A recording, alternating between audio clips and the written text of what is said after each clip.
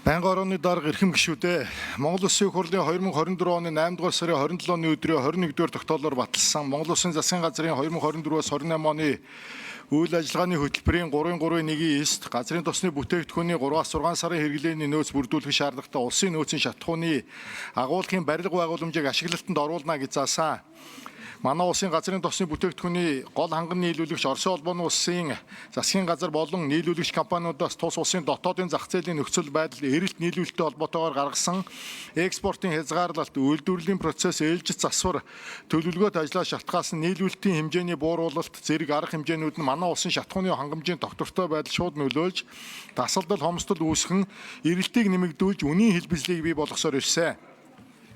Улс орны нийгмийн эдийн засаг уул уурхайн үйлдвэрлэлийн өсөлттэй холбоотойгоор манай улсын газрын тосны бүтээгдэхүүний хэрэглээ жил бүр өсөн нэмэгдэж байгаа бөгөөд 2023 онд 2.4 сая тонн, 2024 онд 2.8 сая тонн газрын тосны бүтээгдэхүүн тус импортлон хэрэглэж өмнөх оны мөн үеэс даруй 21% өссөн бол 2025 оны 10 дугаар сарын 28-ны өдрийн байдлаар импортын хэмжээ 2.3 сая тоннд хүрээд байна. Ард иргэдийн өргөн хэрэглээний I-92 автобензиний хэрэглээ 2024 онд сард дунджаар 60 мянган тонн байсан бол 2025 онд сард дунджаар 80 мянган тонн хүрч өсөд байгаа боловч Оросын улбооны улсын Роснефть компанитай хийсэн гэрээний хүрээнд хөнгөлөлтөө үнээр буюу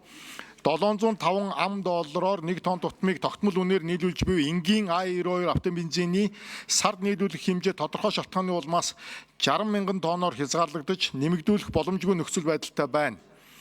Мөн уул уурхайн үйлдвэрлэлийн өсөлтийг дагаад дизель түвшний хэрэглээ сар 140 мянган тонн хүрч байгаа тул хэрэглээнд дутагдж буй 20 мянган тонн орчим